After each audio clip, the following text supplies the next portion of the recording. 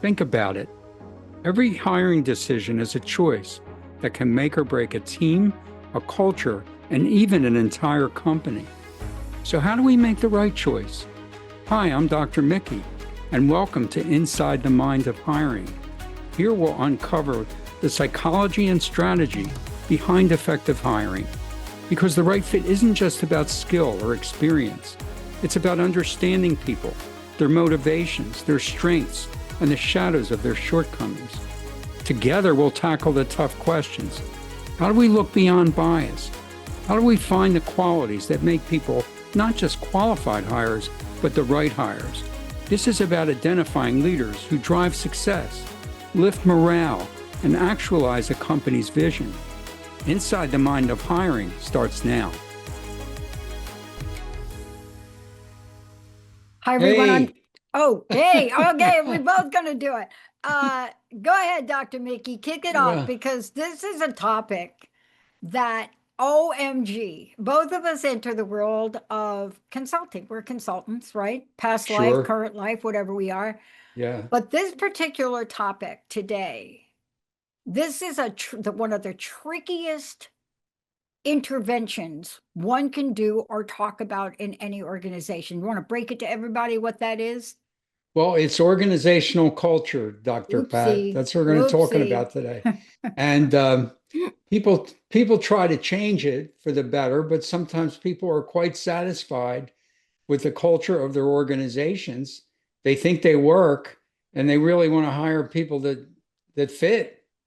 And it's a challenge. Mm-hmm. So I remember early on in my career, I attended a seminar where the presenter was a recruiter, professional management and executive recruiter, and was talking about on and on and on the importance of culture and the right culture fit. So at some point in the seminar, I asked the recruiter, "Could you define culture for me?" Because, it seemed like such kind of little bit like an abstract sort of nebulous term, yet the recruiter was really saying it was important. And the reaction or answer I got from the recruiter was it was all mumbo jumbo and wasn't really clear to me. I couldn't get my hands around it. So I sort of made it a mission to understand what it means, and I started doing a little research on it. And I read one definition that really caught my attention, and has kind of followed me ever since. And that definition is behavior that is tolerated and rewarded in a company versus behavior that is frowned upon and even punished in an organization. And so that's kind of stuck with me as the operating meaning of culture and why it could be important.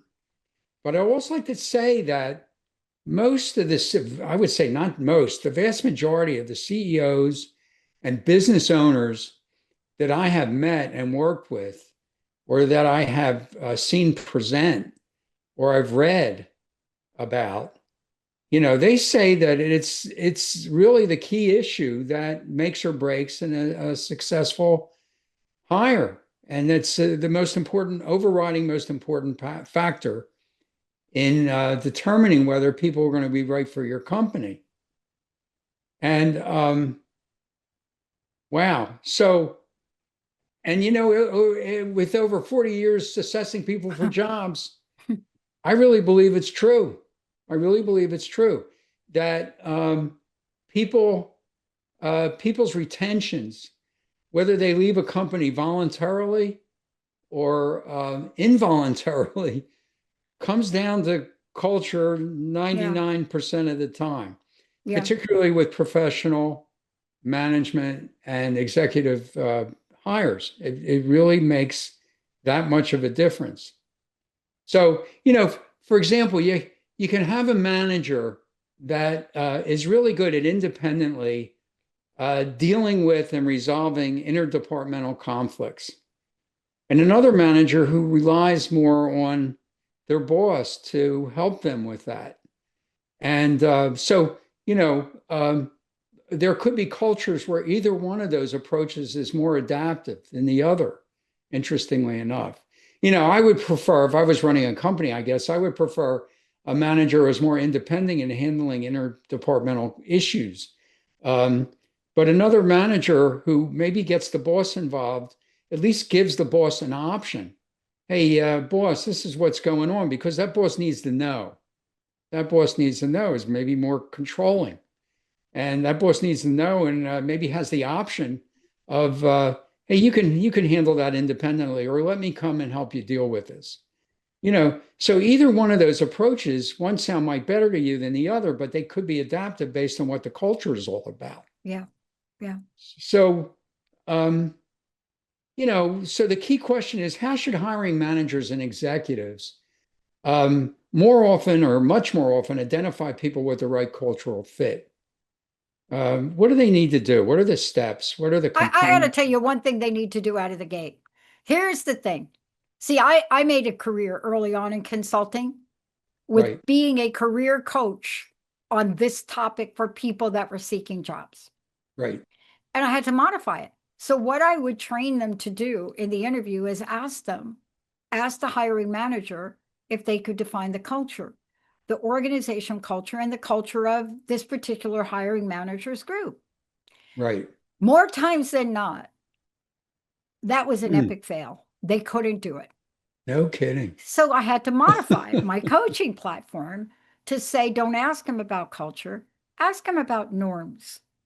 Right, right. Ask them Oh, about okay. ask them about norms. Ask Okay. them different questions Behavioral norms. because Yeah, yeah. And yeah. values. And then I had to modify my coaching again Right. because that didn't click. So Oh, then we really? talked about specific examples. So in hiring today, see, there have been several major changes, massive global changes in culture, but not a lot of them.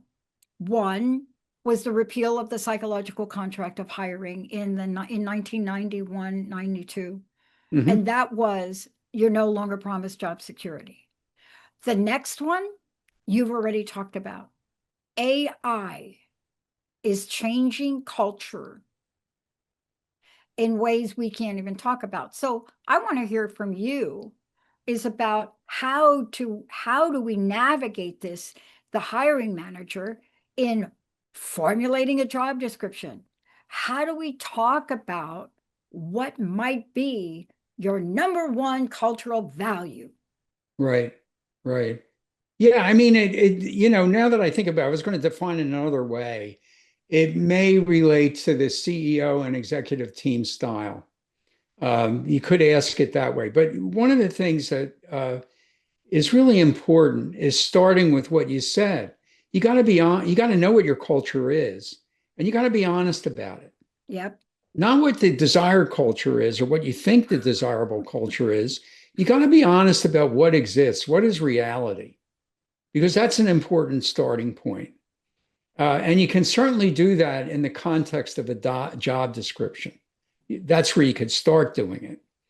And most job descriptions, well, they talk about competencies and skills now, which could relate to culture in some ways, but not really define it. Oh, Most job descriptions that I read, they emphasize duties and responsibilities. And Dr. Pat, when I read those JDs, I have trouble staying up. I have trouble not going to sleep. I mean, they are really boring. And they're not exciting at all. But when you really describe the culture in a job description, if that happens, it would really perk you up as a candidate or a recruiter trying to understand what it is. So let me give you a couple examples of that. Let's say Jackson Corrugated Box Company is a manufacturer, and we are led by very talented, smart, decisive, confident executives. And they kind of expect you to do what they want you to do as a manager coming into the company. So the best way to manage this style in our company, and if you do follow their direction, you're going to learn a lot from them because they really have great experience. We have a successful company, and they make great decisions the vast majority of the time. So you're going to learn something from these folks. And to the degree, let's say, give it 9 months to maybe a year and a half, that you follow their direction consistently and effectively, they're going to start trusting you. And they're going to start letting you make your own calls on issues independently, excuse me. And they're going to also, believe it or not, start asking you about what you think about about things that they're going to make decisions about. And when you ask that, you really need to give them give them options. Don't give them opinions. Give them options because they are directive types and they're responsible for decisions and opinions. You're not, but they're going to really want options from you. And if you're good at that, they'll trust you and let you in even more. Okay. And for goodness sake, you don't have to say that in the job description. But when they ask you something, come to the point. Don't dilly-dally with details unless, of course, they ask you about details. But stay to the point, stay big picture, top line, and to the point because they're going to feel more comfortable with you and respect you even more and trust you even more if you do that. Okay? So that's Jackson Corrugated Box Company. Now, this is Jackson Corrugated Box Company with another style, another culture. We have a participative and collaborative environment here at Jackson. You'll be asked to influence decisions that impact you and the success of our company. And when you're involved in forums where your input is expected, it's really important to be prepared. Come across like you've done some research and you've done some preparation about what we're talking about and add some value to what we're trying to decide. And by the way, it's also important to be connected with and considerate of what your peers have to say and try to incorporate their perspectives into your perspective in some way, if at all possible. And by all means, if you disagree with them, be respectful and come across like you really understand and what they're talking about. And, but disagree with them respectfully. And then you'll really adapt to our environment very well and you'll be successful. Okay? So the job description, I really think, needs to describe the culture. Yeah. And to do so in ways that people really understand and can relate to, and will keep them from going to sleep. Because that kind of stuff keeps people from going to sleep. It's interesting. Yeah. Now, I'm going to keep up this theme of directive versus participative and collaborative. There are variations on these two themes, but I want to keep things simple for the sake of clarity in our conversation today. So it's also important after you put out the right job description to interview according to the culture. Okay. Now I'm going to give you two basic questions here that relate to two different cultures, but you can ask the same candidate both questions because you're going to get a perspective on what they're really comfortable with and what they really like and where they might really thrive. So you could first ask, hey, John, give me an example of when you work for a directive, confident, decisive boss who is most comfortable kind of giving direction. So how do you manage a style like that in your best interest, in the company's best interest, and in your boss's best interest? Okay. And then alternatively, you could ask, tell me about a time when you influenced a decision in a team situation. What was the issue? What did you say or do? What was the outcome? What was the resolution of the decision? So you can get a feel for candidates that, in terms of how they ask those open-ended questions, how they're going to function or even feel about both kinds of environments or both kinds of cultures. And you could also ask a question like, hey, tell me about a boss, John, that whose style you felt most comfortable with. And how did you deal with it? How did you manage that person to make the situation best for both of you? And you could say also, what was the least like style that you had to deal with in a boss? And how did you manage that style? Um, what did you do about that? How did you deal with that to make it the best situation for you and your boss? So I'm going to tell you something definitively about that candidate. Certainly, you can ask other questions, but there are two types of questions that you can start with to be able to identify what that candidate's attitudes and feelings are about the kind of culture that you're really wanting to create a match for. Yeah. And now you got to get your recruiter in line. You know, Absolutely got to get the recruiter in line, because the recruiter is the bridge between reality and just wanting to get a commission. exactly, exactly. So you have to question that recruiter to death on the candidates that they present in terms of why they think they're a fit or less of a fit for the culture. Not every candidate's going to be perfect, so you don't expect black and white answers. You want nuances, and you want to find out whether that candidate could really not just survive, but thrive in your culture. So you want that recruiter to really justify where they're coming from in terms of that candidate's experiences and anecdotes about that candidate in different companies that they work for. Okay. So you need that perspective. Your recruiter needs that perspective in order to select Yeah. high probability fits for your company. And I want to emphasize that this exercise, our episode today, is also for job seekers to give them insight to Absolutely. what they're looking for. Absolutely. Yeah. Yeah. Yeah. Uh, Yeah. I things mean, are things let's are a talk little about that for a minute, because okay. there are a few different sides to the coin. And it's really important that people understand that, yes, this is about a hiring manager team. Yes, it's about culture, but you're that person that is seeking a job, and you have your own set of value systems, your own set of culture. You have an Right. inside culture of who you are. Right. And it's very, very important to understand it. And companies are different, Dr. Mickey. Oh, they Look, are. I used to coach people for positions at Boeing because I did my research at Boeing. Thank you, Boeing. Thank you. Thank you Yeah, for participating. you learned a lot of Boeing. Boeing I was on learned the a move. lot. Yeah, they were on the move with you, Dr. Pat. They were on the move. But I tried to coach somebody for a position. And then I had to tell him, you don't go on the interview. Now, it's very rare for me as a coach to say to you, don't go on the interview. Wow. But the bottom line is, this is an airplane company. Right.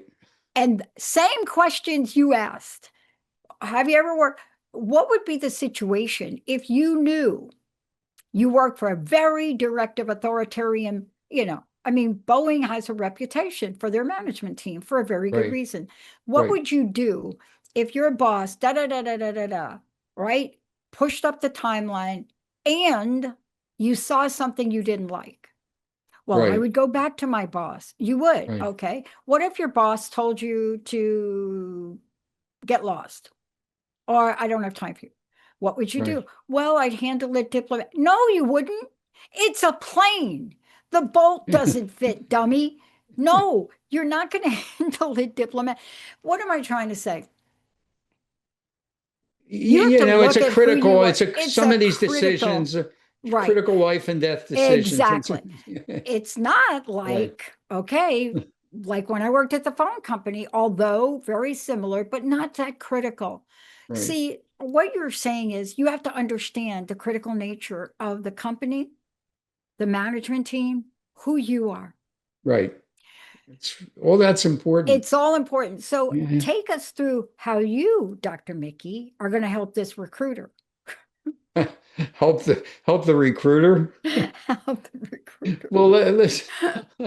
Well, along the same vein, like as the business psychologist who does talent evaluation, I need to know the culture too. No kidding. I mean, thank God I did the research at Boeing, because I'm like, dude, there's no way you can go on that job. Right, right. Yeah, yeah. There's no way you can work Right, in a right, company that is very clear about what their directive is, very straightforward. Ideas work over here, but when it comes to the rubber meeting the road, when you see something that don't make sense to you, Right. how much risk are you willing to take to make your point? See, Right. that's cultural. Yeah, yeah. So I'm in a position where I need to know the culture. I really do, in order to tell the client, will this candidate adapt to your culture okay? How satisfied they will be with it, how comfortable they will be with the culture, how effective they can be in that culture if they adapt to it. Um, there's nuances here, and I've got to be honest and straightforward about whether and to what extent that candidate's going to fit. And there's an interesting assessment that we use. It's a popular assessment out there. It's called DISC, but what they have on DISC is the natural style of the candidate and the adaptive style of the candidate. The adaptive style is the natural style is your knee-jerk reaction to life. It's what you do easily, what you do comfortably, what you do naturally, and what your adaptive style is. Your adaptive style could be really different. And to the extent that it's different than your natural style, and the culture is more like maybe like your adaptive style, then you might be able to adapt, but you're not going to be happy there for very long. So job satisfaction and comfort has a lot to do with retention. And that's one way of describing a strategy for identifying the degree and extent that candidates are going to not just adapt, but be happy and comfortable in a given culture. So that's important. And you got to do smart referencing. Yeah. You got to do smart Yeah. referencing. And you can't Tell everybody what that means before we have a few minutes left, but I want them to understand what smart referencing is because it's one of the most important things right now. Yeah. So what you don't ask are questions. You don't ask questions ever that are yes or no, that have yes or no answers. Oh my gosh, you don't. You ask questions that have a description and evoke a favorable response. So you say favorable and flavorable. So you ask the reference, for example, how did John respond to direction?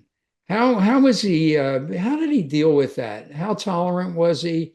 How effective was he able to deal with just straight direction that he really couldn't take issue with? And then you can also say that, how did John really participate in decision-making forums? What was the quality of his contributions? Give me some examples of how he acted in those situations. So that's how you probe. That's how you probe references. Also, what I might recommend, and I did this before in another episode, I think hiring managers and executives should do their own referencing. I don't think they should ask recruiters to do it, because if you're really hiring to the culture and you're trying to be biased toward what you need and what you want, not just making a match, then I think you gotta handle that yourself. You gotta manage and handle recruiter relationships yourself. Yeah. In order to really point, get valid let me just answers. comment on your point right there, because Or let your business psychologist talk to the references. well, the bottom line is you're right. See, Dr. Mickey, this is the thing that is so important about the role you play. And why am I saying that? Linda used to be a recruiter for the big phone company, but the research phone company. Here's the deal. You, Dr. Mickey, you are the expert. Not only do you understand the company, but you understand Bob Davis, the AVP, whose position you're hiring for, has a different vice presidential culture than the culture. See, that's what you know. And I just don't understand why more companies aren't using what you do to their benefit now.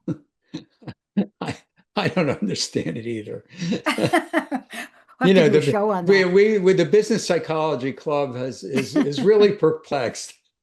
why companies don't take advantages of our services and our insights. I don't get it.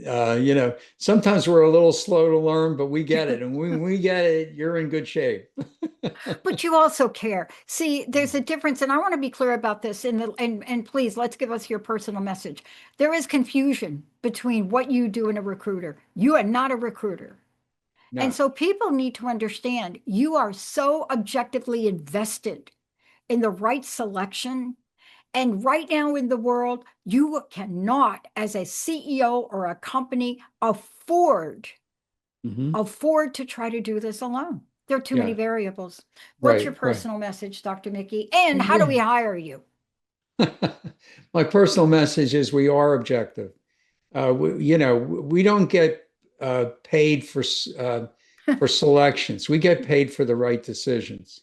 We get blamed for the wrong decisions, but we get paid mostly for the right decisions. And that's what our objective and bias is. It's the right decision. It's not making the match.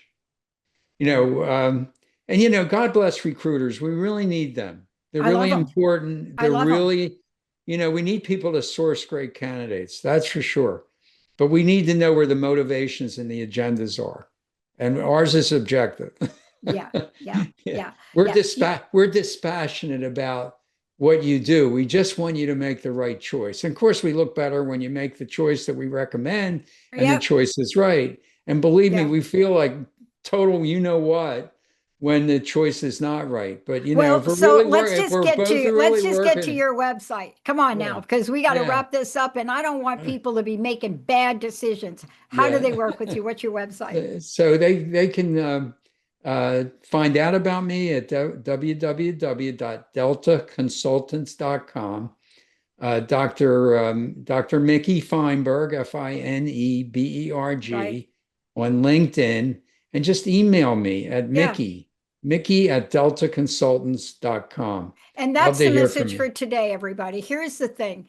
This is not easier now. You want to work with somebody experienced, knowledgeable, and cares about you. Get a hold of Dr. Mickey. We'll see you next time. You have been listening to Inside the Mind of Hiring with me, Dr. Mickey Fineberg. Tune in the first and third Tuesday at 11 on Transformation Talk Radio to discover the psychology of making successful hiring decisions.